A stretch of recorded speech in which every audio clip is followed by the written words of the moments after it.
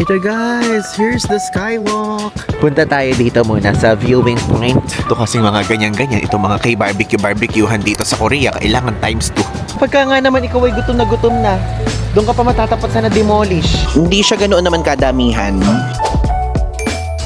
Hello guys! I'm back again with another vlog. And now, dito po sa vlog na to, tayo po ay mag-explore ng Busan. And time check, it's already 10 a.m. And dahil hindi natin nagamit ang ating T-Money over the past few days, is ngayon, re-reloadan natin siya. Kasi po, magbabas-bas tayo ngayon dito sa Busan. Ang ating pupuntahan ngayon is Sky Capsule. Then pupunta din tayo sa beach area. Sa Guangali Beach ha, hindi dito sa Hyundai Beach na nasa harapan lang natin. Tingnan nyo. And also, yung mga ibang famous spots din dito sa Busan. Okay? So, magpunta na muna tayo ng 7-Eleven.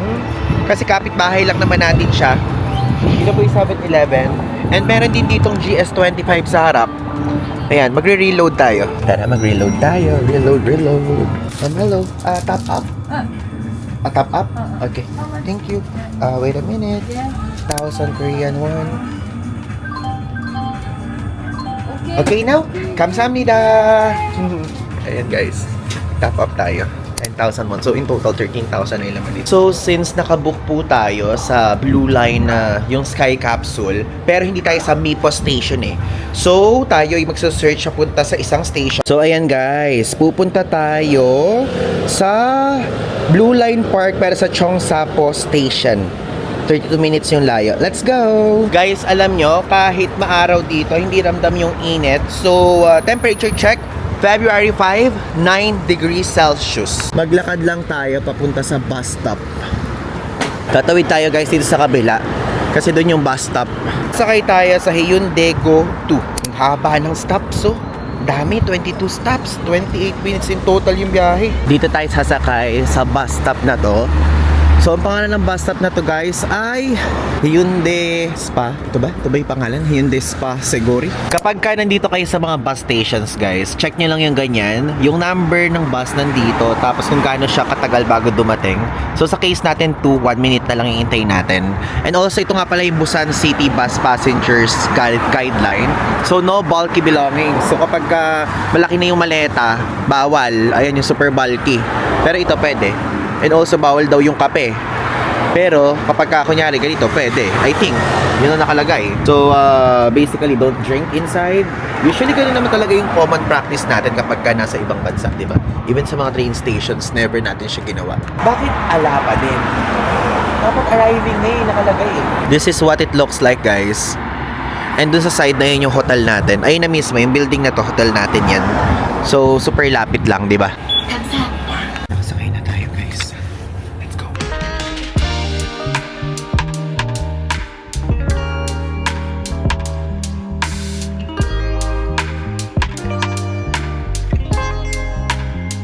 Malapit na tayo dun sa pinaka-bus stop natin. So if ever pag ganyan, kiklik nyo lang to ha, para makapag-stop. Dito kayo guys sasakaya sa bus number 2 if ever. Yan yung lesser walk papunta dito sa Cheongsapo Station. Dito tayo ngayon binaba. Ayan, sa may karikaturan. So actually, ang time kasi nang nabook natin is around 13:30. So 1:30 yon. And dito po, hindi po siya yung parang first come for hindi siya yung parang pagka pumila kayo is kayo na agad yung sasalang doon sa Sky Capsule. Hindi siya ganun. So basically, ang medyo mga na ano dito na sold out agad is yung pang sunset. Kasi sikat po itong Sky Capsule kapag ka sunset. So ang naging available na lang nung nagbook tayo is around 12 p.m. or 12 noon saka 13:00 or 1 p.m. So ngayon, ang sinabi ko ganun, okay, 1 p.m. na lang tayo mag-ano para kahit paano may araw-araw. Ayun, natignan nyo. Ito itsura here. Tanan! Tapos dito dumadaan yung train na sikat. Diba? And guys, mag-ano na muna tayo. Magpunta muna tayo dun sa Glass Bridge. Kapag kasi nandito kayo ngayon sa Cheongsapo Station area, is pwede kayo maglakad dun muna.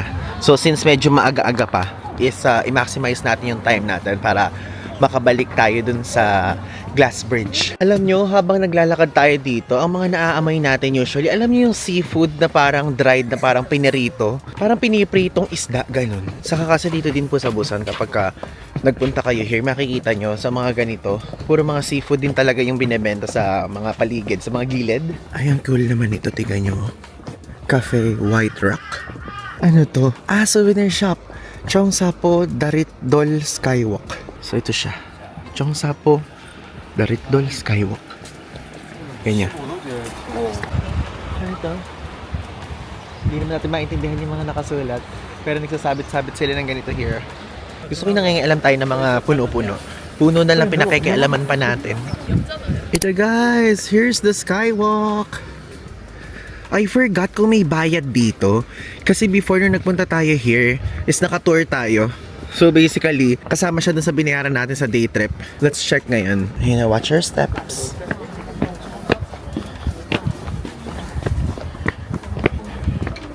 Mamada pa kayo guys. Operating hours. So ito operating hours. Tapos na siya ng around 7 AM. Ay, naaalala ko before parang nagsusuot dito. Wala nang suot-suot ngayon. Wala nang suot-suot guys. Dito ba yun? Or hindi? Hindi dito. Sa ibang side pala. Sa ibang side pala tinutukoy ko sa inyo. Parang yung memory natin ang iniisip dito siya.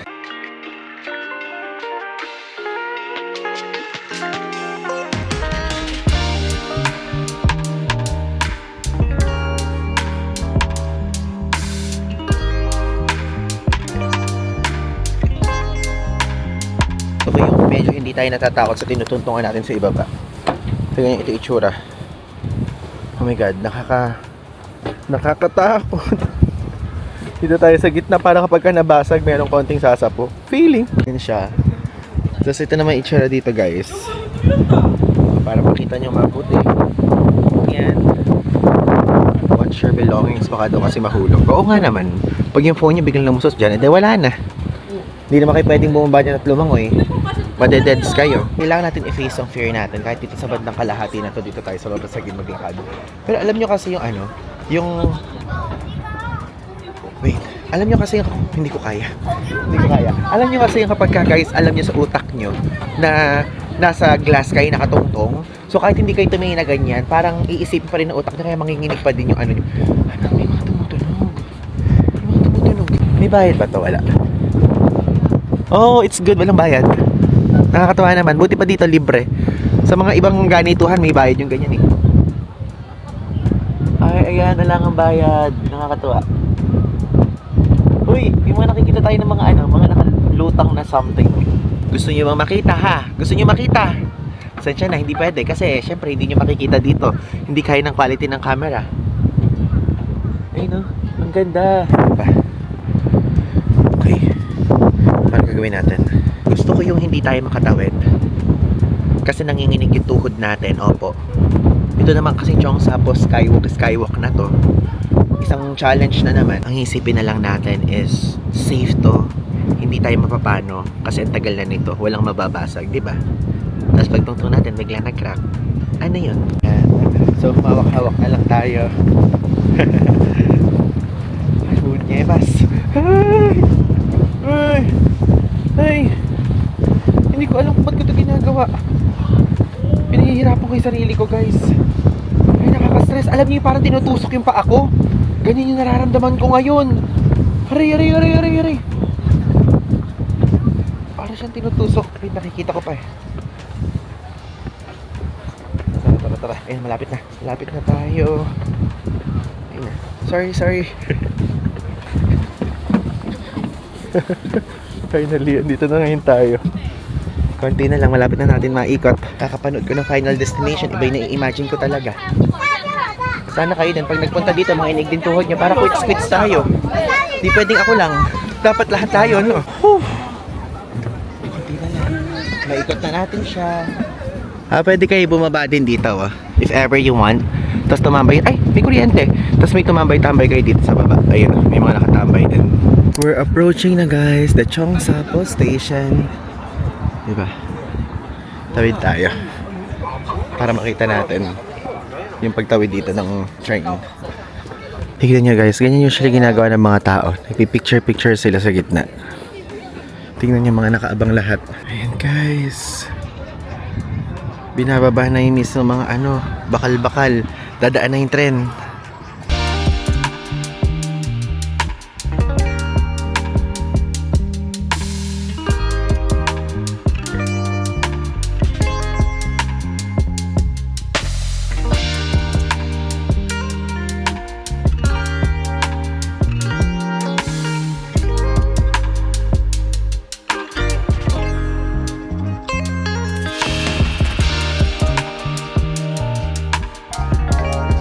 Pumunta na ngayon tayo guys sa ticketing office. So guys, since nakapag-book na tayo online, umakyat na tayo. So dito siya, Sky Capsule Tracks.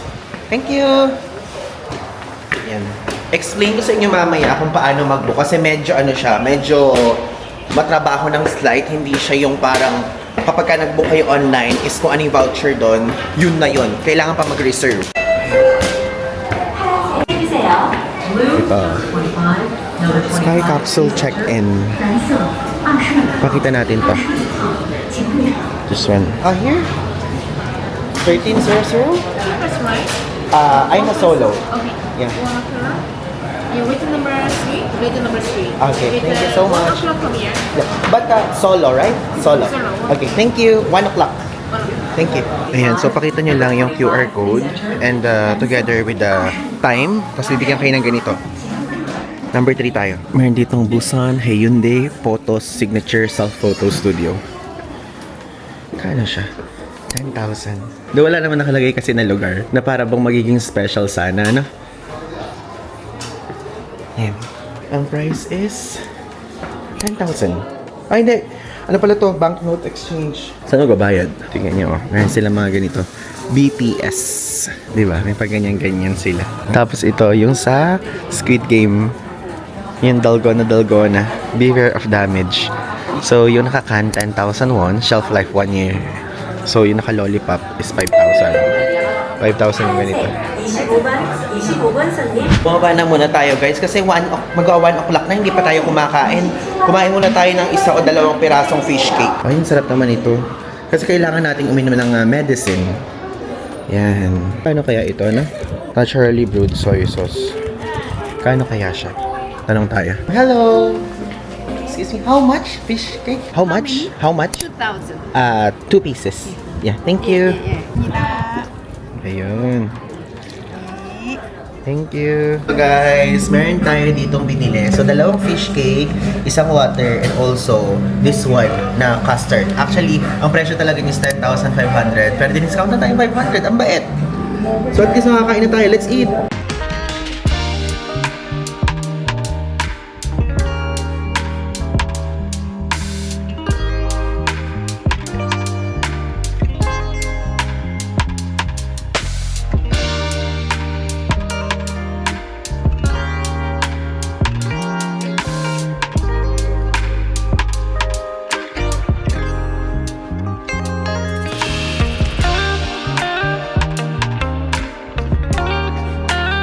Okay na guys, nabigay na natin number natin.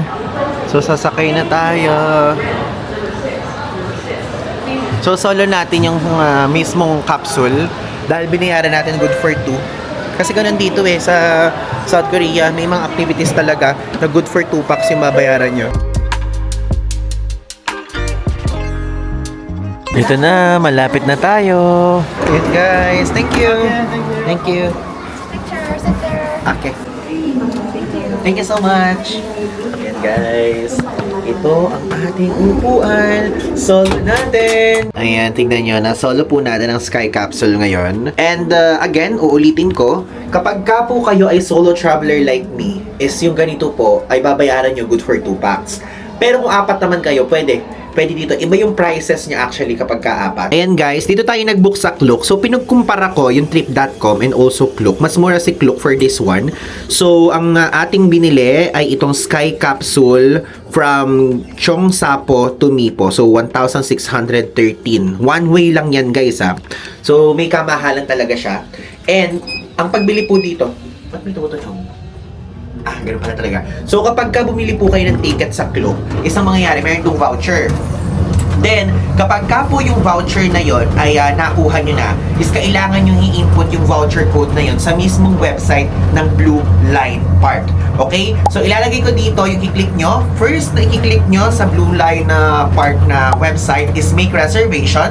Then, from there, i-choose nyo kung ano yung sasakyan nyo. Then, also, ilalagay nyo doon sa gift card yung code ng voucher. Tapos, magre-reserve kayo ng specific time. Sa case natin, sold out na lahat ng sunset kasi ito po ay sikat kapag ka sunset dahil isipin nyo ito. Isipin nyo guys dyan, sunset view yung makikita nyo. So sold out na siya agad. Pero tayo okay lang din naman. Hindi naman natin na target na mag-sunset viewing dito sa site na to. Kasi dun tayo sa Guangali Beach mamaya. Okay? So yun po, ganun po yung proseso. Again, pagka nakabili kayo ng ticket sa trip.com or sa Klook or kahit saan pa man yan, hindi po yun yung pinaka-voucher nyo. Kailangan nyo pa mag-reserve sa mismong website ng Blue Line Park. Okay?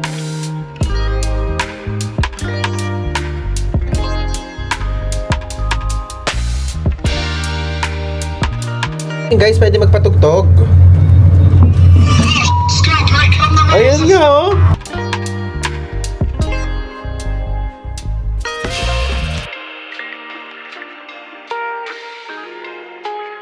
Guys, alam nyo, for some reason, nakaka-relax, no? Nakaka-relax dito mag-check-check lang ng ganyan. Yung panonoorin nyo lang yung mga waves ng dagat, no? Medyo matagal din siya. Parang I think siguro mga 20 to 30 minutes din itong pinakabiyahe natin. Kasi ano oras tayo umalis doon? Mga around 1:14 PM. Tapos tingnan nyo, 1:23 na. Ala pa tayo sa kalahati. Tingnan nyo guys, along the way, madadaanan natin tong Hewol Observatory. Kahilig nila sa mga ganito, no? O, diba? Lumayo tayo kanina sa hotel natin. Ngayon nakabalik na tayo. We're back! Kasi itong Mipo Station, guys, is malapit siya doon sa Hyundai Beach area.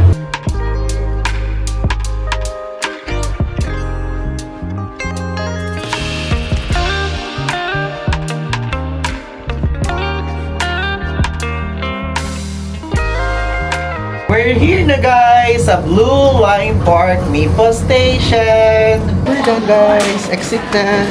Dito guys sa labas, makakita kayo ng mga iba't ibang street food na Korean na binibenta. So meron ditong sotok, sausage, frozen mango stick, and french fries with cheese. Actually, madami pang mga binibenta eh. May tteokbokki nga ako nakita kanina eh. So, churros. Yan. Potato stick, fish cake skewers, mini gimbap, seafood fish cake bar.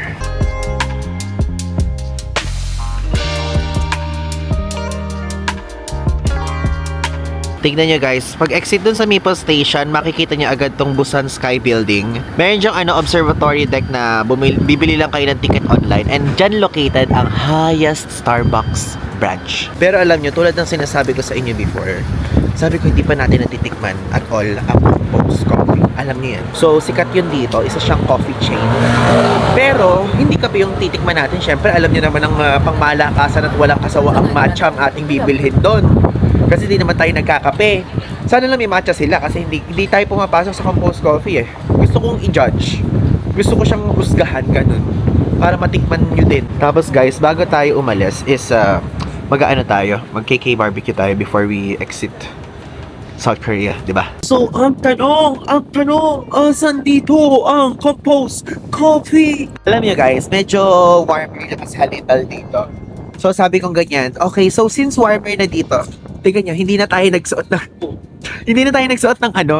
ng thermal sa loob. Ngayon dito, 7-Eleven sa baba. Oh, so nice to see you sa side na yan. Punta tayo dito muna sa viewing point area.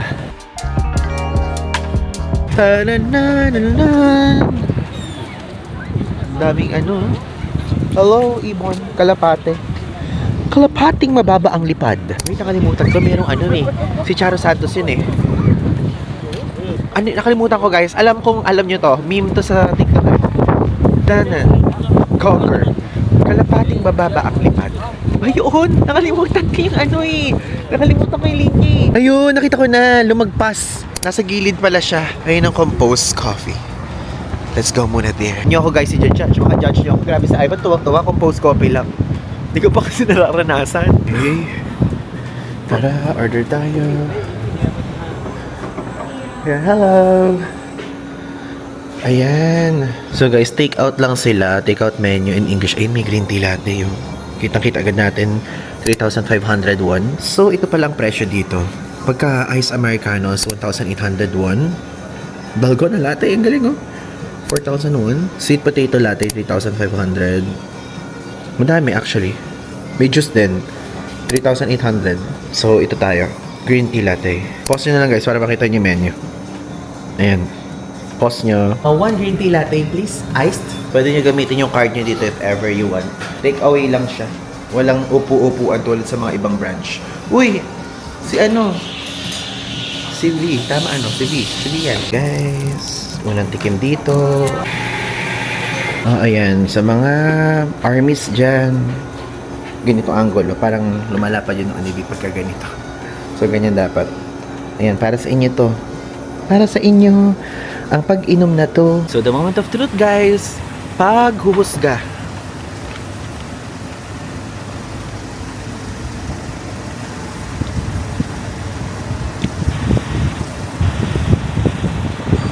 Okay din siya. Okay din, guys. Yung lasa nga lang niya, alam niyo ano, yung masyadong commercialized. Commercialized talaga. Medyo sweet siya. Pero meron ako nararamdamang ano lasa na medyo pait ng matcha eh. Kasi kapag ka super sweet, hindi na siya talaga parang matcha latte na grabing effect. Pero ito meron siyang pait ng onti ako nalalasahan eh. Pero matamis. I mean, creamy matcha na merong kinda sweetness.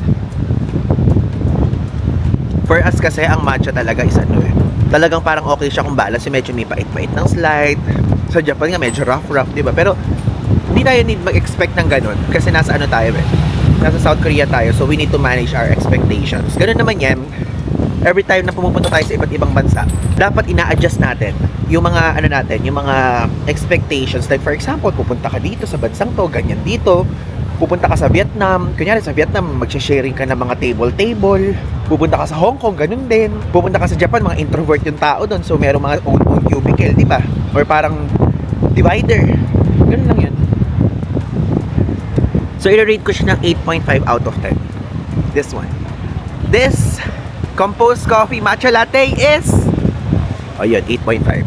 Wala nang kasunod pa. Akala nyo, Ivan DJ approved, no? So far, dito sa ano, dito sa South Korea, ang na-approve lang natin na matcha is yung nandun sa Iksundong. Yun lang. Wala nang iba pa. Punta tayo doon. Cute, oh. Inaano nila. Nagpo-photoshoot sila. Oo, hindi paran. Alam nyo guys, ang saya ko. Like personally, ako hindi ko na kayo muna sinasama kasi natutuwa ako kasi ngayon, nagagawa natin yung mga gusto na nating gawin. Like, lagi ko to sinasabi sa inyo, ang sarap pala, no? Ang sarap pala nung nag-i-slow down ka. Masyado kasing, basta ang sarap sa feeling. Kung nakahalata nyo this 2026 vlogs talaga, medyo nagbago tayo ng take at approach. Medyo inirelax natin yung mga itinerary natin. Though, sa pagsasalita, syempre minsan hindi pa rin kaya kasi talagang yun talaga yung personality natin. Pero to the point na, tignan nyo ngayon, konti lang inapuntahan natin. Pero ang saya niya kasi nanamnam nating mabuti yung mga iba't ibang mga tourist spots dito. Hindi tayo nagra-rush ng super rush kasi kung yung mga ginagawa natin noong 2024, noong 2023, and even noong 2025 first quarter, second quarter, ganyan, alam niyo, madaling-madali tayong ganyan. Pero ngayon, meron tayong mga moment na ganito, natatayo lang. I-appreciate lang natin tong view na to, yung mga ibon na lumilipad. Ang saya lang talaga. Sinagot ko na to before eh, yun yung parang medyo, hindi naman regret, or hindi siya regret eh. Yun yung parang medyo, ano lang, medyo parang sad lang sa mga nagawa natin previous times na parang super chop pa. I mean, super chop kasi yun yung other terms sa mabilis eh. Super chop tayo to the point na may mga things na hindi tayo nagagawa sa isang lugar, which is yun yung to appreciate, to absorb. Doon na-absorb natin, don't get me wrong. It's just that ngayon, mas absorb talaga natin. Kasi dito lang sa Hyundai Beach, ang tagal nating nakaganito. Kunyari, magtatagal tayo dito ng mga 30 minutes or what. Before kasi mga 20 minutes lang, 10 minutes lang, ganun. Pero ngayon, we can do this na. Diba? Who would have thought na tayo ay magpupunta dito sa Busan. Tapos, sumisip tayo ng matcha in front of Busan Sky, di ba? Before kasi na nagpunta tayo dito sa Busan Sky, gabi. Kasi nga, ang point nga nun is kasi parang sinisiksik talaga natin yung itinerary natin. So, to the point, kompleto hanggang dulo. Pero ngayon, umaga pa lang, nandito tayo. Nakikita natin talaga yung ganda, di ba?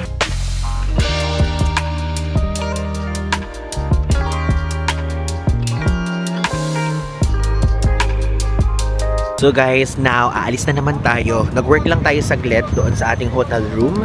And naglalakad tayo ngayon dito sa famous na lakaran dito sa Hyundai Beach area. Then maglalakad lang tayo doon kasi doon po yung station. Kasi dito sa part naman na to, pupunta naman tayo sa Guangali Beach and also sa BIFF or Beef na street dito na sikat din siya na kainan, ganun. And madaming mga places na bilhan ng kung anik-anik ganun. Di ba? Ang ganda. Tignan nyo, oh. Ito pa yung sikat na traditional market dito. Though hindi pa tayo dyan nakapunta sa trip na to. Before nakapunta na tayo dyan, siguro sa susunod na vlog dyan naman tayo kumain. Kasi puro kainan lang yun. Yung side na yun. Ito guys, yung napuntahan natin before. Amore Busan. Sa taas niyan yung, if ever kung mahilig kayo mag-makeup, sa taas niyan yung tawag doon, merong machine doon na babasahin yung kulay ng skin tone nyo. Tapos ima-match doon yung parang mga makeup nyo. For some reason, nasasarapan ko yung Baskin Robbins dito sa South Korea. And also madaming options if ever kung mapupunta kayo here, try it ha. Hala, nagsarado na to. Itong photo drink na to. Oh. Grabe ang ingay pa naman yan nung recent punta natin. Tingnan nyo. Hello India. Grabe.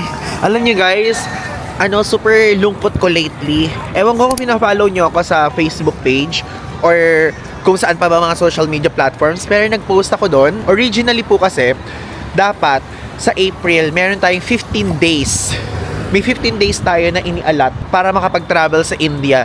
Pero ibang part talaga yung mga gagawin natin. Kaya lang kasi due to Nipah virus, we have decided to postpone it for the meantime, ganyan. Pero alam nyo, super ako talagang nalulungkot dun sa mga pangyayari na yun. Pero ganun talaga, for safety reasons, hindi na natin siya itutuloy. Pero dapat babalik tayo ng Delhi and pupuntahan tayo ng mga iba't ibang lugar. Alam niyo yan, gasgas na sa pandinig nyo dito sa mga vlogs na pinanonood nyo sa atin. Super love ko talagang India. Favorite ko talaga siya. Maybe soon, pagka naging okay na yung world. Ito kasing mga ganyan-ganyan, itong mga barbecuehan dito sa Korea, kailangan times 2. Times 2. Buti na lang nakapaghanap tayo sa Guangali Beach area. Meron doon. Doon tayo magde-dinner. Sa side doon. Dito na ngayon tayo sa Hyundai Station. So sasakay tayo dito sa side na to papuntang Bexco or Centum City. Dito tayo bababa sa Jumyeonsan Station. Andito na ngayon tayo guys sa Gyeongmyeonsan Station.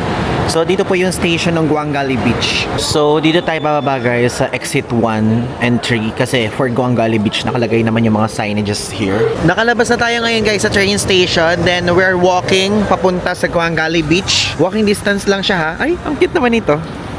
Meron tayong nakitang isda dito na binibilad. Alam nyo guys, for some reason, since lumaki ako noon sa sumasama malengke, ganyan. Natutuwa akong makakita at makaamoy ng mga isda. Di ba yung iba nalalansahan? Ako parang natutuwa ako kapag nakakita ako ng mga isda, ng mga itlog ng pugo, salted egg, mga dried fish, ganyan. Also pati mga gulay. And mga hindi din gulay, mga prutas, ganyan. Natutuwa ako nakakita ng ganun. Kasi hindi tayo madalas nakakapunta, pero mahilig po ako magpunta sa mga wet markets. Like literally.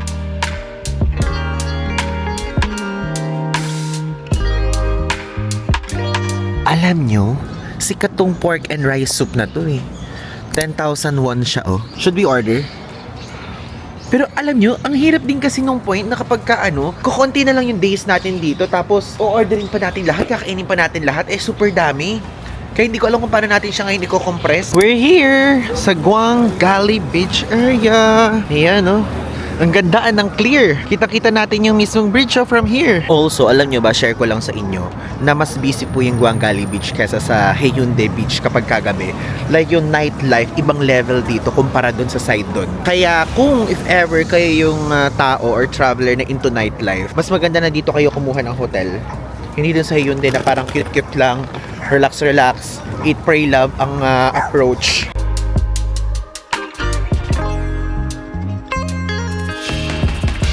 Sup?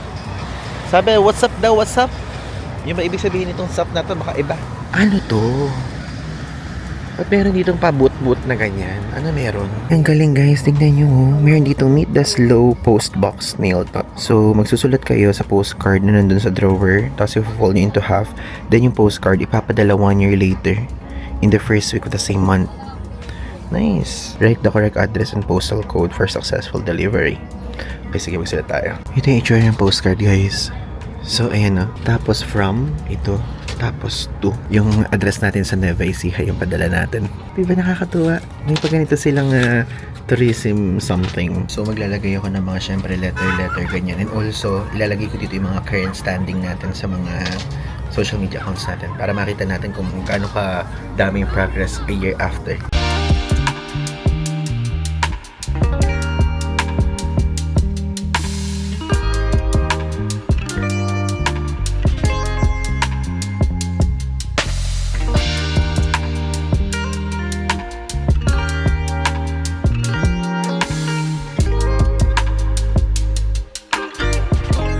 So guys, nakapagsulat tayo ng letter doon. So meron tayo yung mga konting words of affirmation na mga nilagay, ganyan. And also, inilagay ko lang doon yung mga current standing natin sa social media.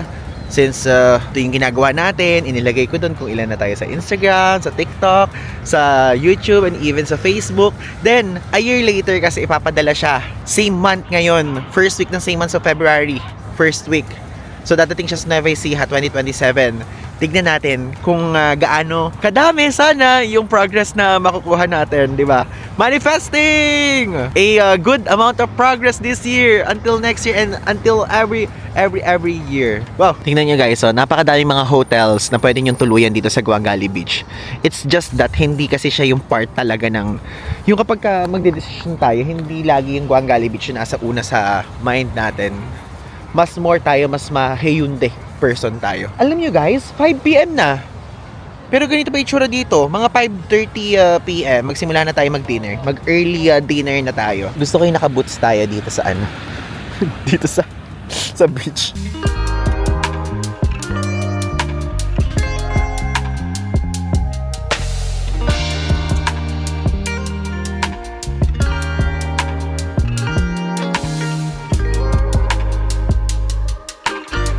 Guys, alam nyo ba na kumpara dun sa Hyundai Beach, itong Guangali Beach, mas maganda yung sand here because imported siya. So, kung pagkukumparahin nyo lahat ng mga beaches dito sa Busan, mas maganda yung dito. And also, nakikita nyo to nasa background, super big deal po dito sa mga taga-Busan. And not only sa mga taga-Busan, pero pati sa mga foreign visitors and even yung mga taga-Japan. Nagpupunta sila dito kapag ginaganap dito yung tinatawag na festival nila for fireworks. Dahil dito sa background na to, nakaka-attract yung lugar na yan ng mga turista during that time. So, masasabi natin na in general sa South Korea, kapag autumn is sikat na sikat or peak.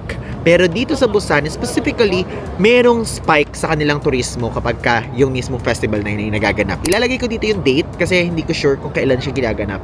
So, ilalagay ko dito sa screen kung kailan usually yung festival na yun. So, nakahanap na tayo, nakakainan natin kay barbecue na solo traveler friendly. And habang naglalakad tayo, ito po yung makikita nyo sa harapan pagka kayo din ay maglalakad. Alam nyo, inoobserbahan ko kung ano yung usually yung makikita dito. Mga arcade, tulad niyan, mga coffee shops, and even mga hotels. And lalo na pala mga bars. So again, hindi kayo masi-zero out dito ng fun. Ang daming tao dito sa Cafe Rico Rica.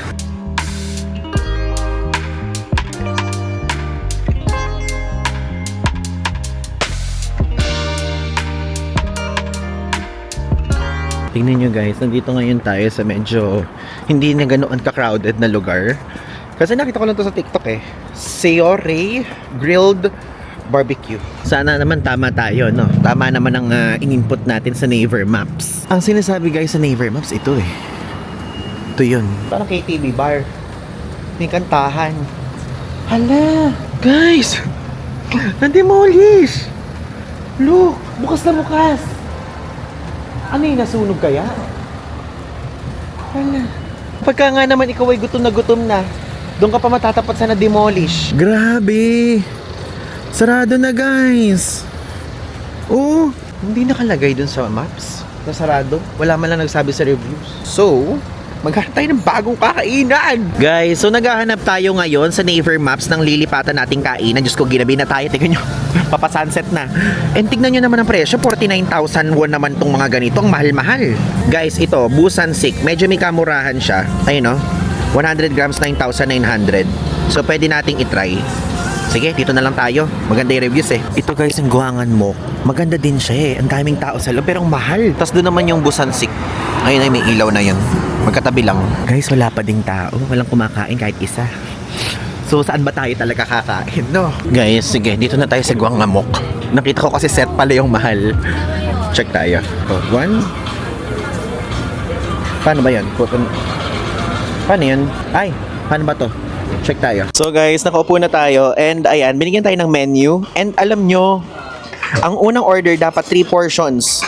So mas malala pa pala dito. 'Di ba yung mga nakikita natin tulang? Dito 3. So basically, ito yung prices. Papakita ko sa inyo. Ito siya. Ayan, mayroong pork shoulder, pork belly, and pork prime cup. Ayoko naman ng belly kasi nakaka-high blood siya. So basically, ang orderin natin siguro 2 pork shoulder, tapos isang prime cup. So titignan natin. So minimum of 3 dito sa side na to. Pero ayan, meron ditong set na ganyan. Also this one. Tingnan nyo, yung set A is 56,000 won. Set B is 79,900 won. And ayan, ito naman yung side menu. May rice silang ganyan. Yung rice nila 1,500. Cheese kimchi fried rice is 8,000. Tapos ito yung mga side dishes. Ayan yung mga side dishes nila. Nakasama na. Okay? So ayan po. Tapos meron silang pag ganito. Okay, sige.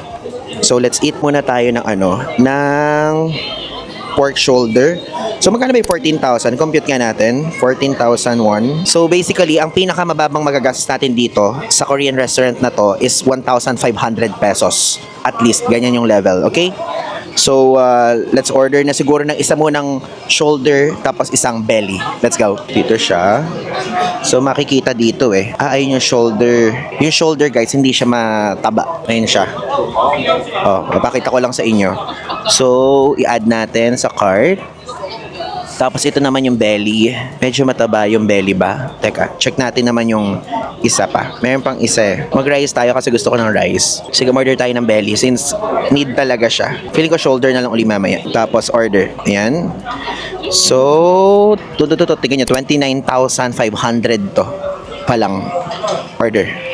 Ayan, na-order na natin. Tapos guys, kung titignan nyo, meron ditong review event. Usually kasi, dito po sa South Korea, kapag ka nire-review mo yung restaurant nila, bibigyan ka nila ng kung ano pa man yung promo. So dito, steam eggs or makgeolli shake. So ganyan. Guys, so ayan, isinerve na sa ating iniluto nila ng partially na. So kakainin na lang natin. Ang dami, grabe. Guys, promise. So ito yung belly. Tapos ito naman yung shoulder. And also may mushroom dyan and also may mga gulay-gulay. Diba? Ayan naman siya.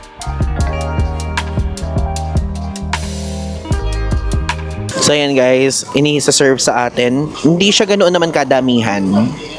Kasi lang siya parang 130 grams per portion.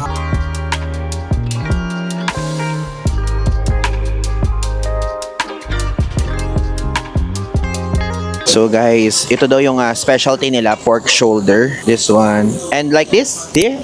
Oh yeah. Okay, thank you. Ay, ang lambot.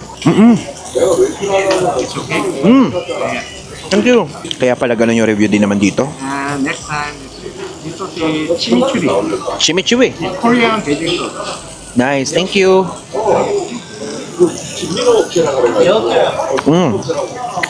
Top. Ang lambot. Hindi ka mahihirapang umuya. Ang maganda guys, kapag shoulder yung in-order nyo, hindi siya mataba. Kaya nagdalawa tayo ng shoulder eh.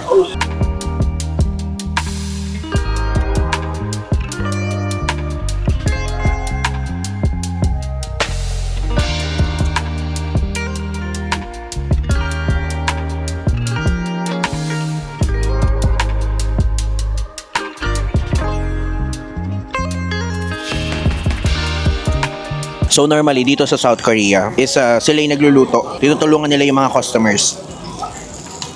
So So normal yun, wag kayo mahiya. Sa atin kasi sa Pilipinas, kanya-kanya di ba? Grabe guys, gutom ko. Alam nyo, kanina ko na lang uli narinig na yung kumukulo yun siya, yung parang naririnig. So ito, gaganyan daw.